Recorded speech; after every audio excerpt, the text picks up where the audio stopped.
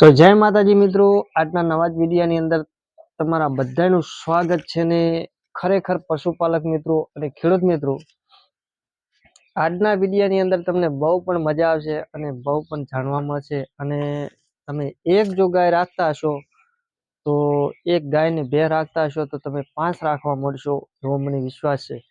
અને ખરેખર જે પશુપાલક મિત્રો, તમને જ્યારે પૈસા કમાવાની મજા ક્યારે આવે, આમ તમે વિડીયો જોજો એટલે તમને મજા આવશે. જ્યારે પૈસા કમાવાની સાચી મજા ક્યારે આવતી હોય છે ખબર છે? કે તમારી પાસે કદાચ 4 થી 5 અને પછી તમે જેટલી રાખી શકો એટલી જ. અને આની અંદર જે પશુપાલક મિત્રો, જે હાવ તમારે ઘેર પશુ ન હોય અને એમને શરૂઆત કરવી હોય તો એકથી જ કરજો, કારણ કે આમાં લેણ દેણની વાત છે મિત્રો. કેવું છે, અમુકને એવું હોય કે ભાઈ આપણે એક ઝાટકે 10 ગાયો લાવીને 10 ભેંસો લાવી તો એની અંદર તમને કોઈ પણ અનુભવ ના હોય અને તમે શરૂઆત કરી દો તો નુકસાન પણ આવી શકે છે. અને આની અંદર એવું છે પશુપાલક મિત્રો, તમારી પાસે જો કદાચ એક પશુ છે, 1 થી 2 પશુ છે, 2 થી 3 પશુ છે અને તમે દૂધ ભરાવો છો અને દૂધ ડેરી આપો છો અને પગાર આવતો હોય, એમ તમને મજા આવતી હોય, પણ આપણે કહેવાનો પ્રશ્ન એ છે પશુપાલક મિત્રો, ખરેખર તમારી પાસે કદાચ મજા ક્યારે આવે પૈસા કમાવાની? ખરેખર તમે સમજી લો કે તમારી પાસે 5 થી 6 ગાયો દોવા દેતી હોય અને 2 થી 3 ભેંસું હોય અને કન્ટિન્યુઅર બધાય એક હાથથી દોવા દેતા હોય ને, ત્યારે પૈસા કમાવાની મજા આવતી હોય છે.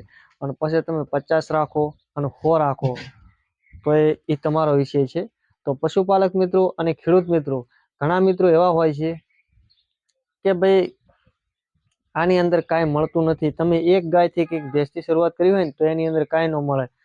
અને સાહેબ તમારી પાસે 10 થી 20 થી 50 ગાયો હોય ને તો સમજી લો કે તમારી પાસે અમેરિકાનો પગાર તમે કમાઈ રહ્યા છો ઘરે બેઠા.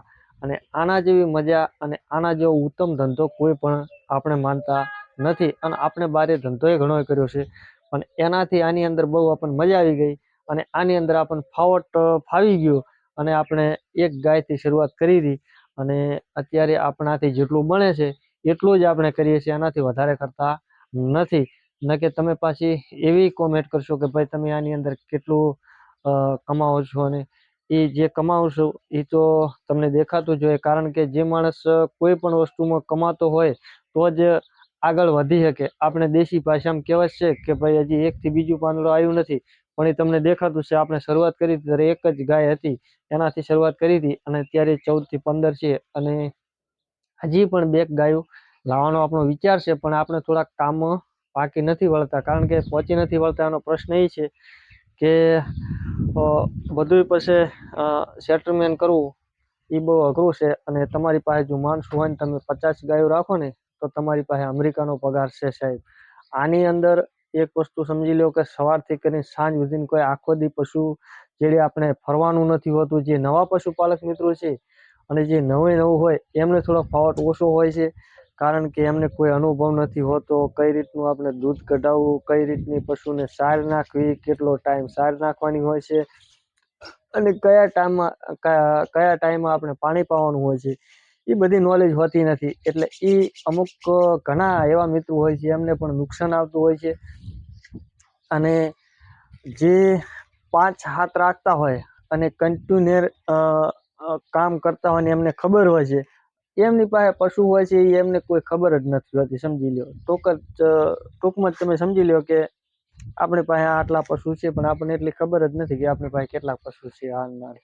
કારણ કે કાયમનો ધંધો થઈ ગયો, કાયમની તમારી પ્રેક્ટિસ થઈ જાય ને તો તમને બધું કામ હોલું લાગે. અને તમે નવી શરૂઆત કરી હોય ને ત્યાર તમને થોડુંક હાર્ડ લાગે, કારણ કે તમારે બધું ધ્યાન રાખવાનું હોય, ક્યારેક પશુ વ્યાતું હોય ને ક્યારે બીજદાન કરાવવાનું હોય, એ બધું ધ્યાનમાં રાખવાનું. અને જે અનુભવી થઈ ગયો ને એને ખબર જ હોય, એના માલ ઉપર ખાલી નજર મારે ને તો એને અનુભવ મળી જાય કે આ પશુ આજ હિટમાં આવેલું છે, એવી બધી અંદાજ મળી જ જતો હોય છે. અને આની અંદર ખરેખર તમારે કમાવું હોય તો નાની વાતની અંદર ખબર રાખવાની હોય છે. અને આની અંદર 100% ફાયદો પણ છે પશુપાલક મિત્રો. અને તમે 10 રાખતા ને 10 ગાયો તો 10 ગાયો ને 2-3 ભેંસો, તો તમારે મહિને ઓછામાં ઓછી ગણતરી એટલી રાખવાની કે 70 થી 80 હજાર રૂપિયા પગાર આવે. અને બધાય પશુઓ પણ સારા રાખવા. એ પાછું તમને સમજાઈ ગયું ને કે ઘણા પશુપાલક મિત્રો એમ કે ભાઈ મારી પાસે 20 ગાયો છે અને પગાર 5,000 જ આવતો હોય, પણ એની અંદરથી 1 થી 2 દોવા દેતી હોય, કદાચ ઘણામાં ઘણી 5 થી 10 દોવા દેતી હોય, પણ બધી 2-2 લીટર વાળી હોય. એમાં કાંઈ ન આવે મારા ભાઈ. કારણ કે સારી નસલની ગાયો હોવી જોઈએ, સારી નસલની ભેંસો હોવી જોઈએ, 10 લીટર વાળી ગાયો હોવી જોઈએ, 7 થી 8 લીટર વાળી હોવી જોઈએ, તો તમારો પગાર 70 થી 80 હજાર રૂપિયા મહિને આવે. અને 70 થી 80 હજાર મહિનાની અંદર પગાર આવતો હોય, આપણે તો હાવ ઓછો જ કીધો છે, અને મહિનાની અંદર તમારે 40,000 રૂપિયાનો ખર્ચો કાઢી નાખો ને, તો જ તમારી પાછળ 30 થી 40,000 રૂપિયા સુખી બચત થાય. ખેડૂત મિત્રો અને પશુપાલક મિત્રો, તો તમે કોઈ પણ એવો ધંધો, એક જ વ્યક્તિ એવો ધંધો કોઈ પણ કરી ન શકે મહિનાની અંદરથી 50 થી 60,000 રૂપિયા ન પાડી શકે. અને બીજી વાત એ છે કે મહિનાની અંદર 50, 60, 70 હજાર રૂપિયા કદાચ પગાર આવતો હોય, તો તમારો નફો એ ચોખ્ખો બચતો હોય છે. તો એટલો આવતો હોય તો સમજી લો કે વર્ષની અંદર 7, 8, 10 લાખનો તમે દૂધે ભરાવતા હોય ને પશુપાલક મિત્રો, તો એની સામે તમારે 2 થી 3 લાખ રૂપિયા નફો આવતો હોય. અને જે વધારે પશુ રાખતા હોય છે, સમજી લો કે 50 ગાયો 100 ગાયો રાખતા હોય છે, એ તો વાત જ બધી અલગ જ છે. પણ આપણે ખાલી ટૂંકમાં હજમવાનું છે કે ભાઈ કેટલા પશુ રાખવાથી કેટલો ફાયદો થતો હોય છે. અને બીજી વસ્તુ એ હોય છે, અમુક ઘણા પશુપાલક મિત્રો એવા હોય છે કે ભાઈ આપણે પેલું રોકાણ કરવું, તો તમે સમજી લો કે 5 ગાયો લાવી હોય અને 5 ગાયના સમજી લો કે 2.5 લાખ રૂપિયા થઈ ગયા હોય, તો તમે 1 વર્ષ 2 વર્ષની અંદર તમારો નફો ઊભો થઈ જાય. કારણ કે વધારો આવે તમારે 5 ગાયોનો અંદાજે ઓછો તો 1 લાખ થી 1.5 લાખ રૂપિયા, તો 3 ગાયોના પૈસા તમને પાછા મળી ગયા. કારણ કે સોણ તમે એનો વેચી મારો તો એ તમારે 50,000નું ઓછું સોણ થઈ જાય. અને પ્લસ બીજી વાત એ છે કે તમારી પાછળ જે ગાયો છે એ ચોખ્ખી તમારી પાછળ નફો કાઢતે વધી છે. એટલે આની અંદર તો બહુ મજા આવે જો કામ કરવા વાળા હોવા જોઈએ. અને આની અંદર એવું છે, થોડું માઇન્ડથી કામ કરવું પડે. કારણ કે પશુને કઈ ટાઈમે શું જોઈએ છે એ બધી નોલેજ હોવી જોઈએ.